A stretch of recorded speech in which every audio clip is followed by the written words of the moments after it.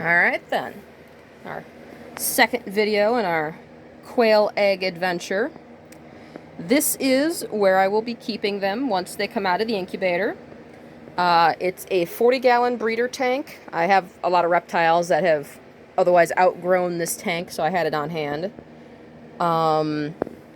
Let's see, I got my little thermometer here. We're looking good on temperature. This one right here is a ceramic heater. That one is inside. I wanted it a bit closer to them, and we do have a regular heat lamp up there. The heat lamp's on a timer. The ceramic will be on 24/7 because my room gets a little cold even with the radiator I've got going in here, since it's usually like 65 degrees in my house. Now, the one thing that I ran into when I bought the quail feed that I got, the starter feed, was a lot of the granules in it looked too big for such tiny little birds, because they're about the size of a milk ball when they hatch. They are so small.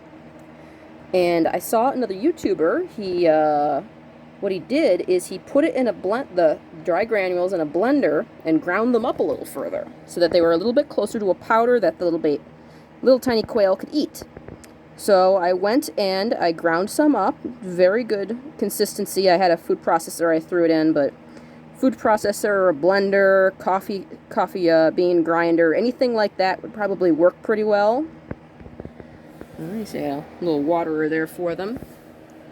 I'm expecting my hatching to occur this Friday. It is Monday. Though I'm a little curious about, because when I'm candling the eggs, they seem very, very solid, and I'm almost thinking they might have started incubating while they were shipping, because with how far they seem to be along. And I'm wondering if I might start seeing them hatch out on Wednesday instead of Friday. But it will be fun to see. And next video is probably going to be, I'm going to do a short piece on my bigger quail pen I've got out in the backyard.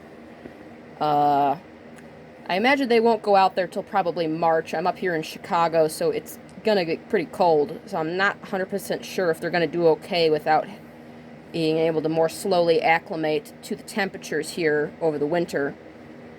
I may very well just keep them in this tank until it starts warming up in the spring.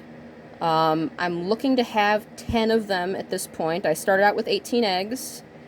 Unfortunately, the other ones were unfertilized, I think. When I candled them, they were here at about 15 days. They were completely transparent, so no luck on those. I've got 10 that I'm pretty sure are good, and 2 that I'm like, it looks like there's something in them, but I don't know if they started and then failed part of the way through, but I'm going to let them go the whole time and see what I get from them. There may very well just be nothing in them.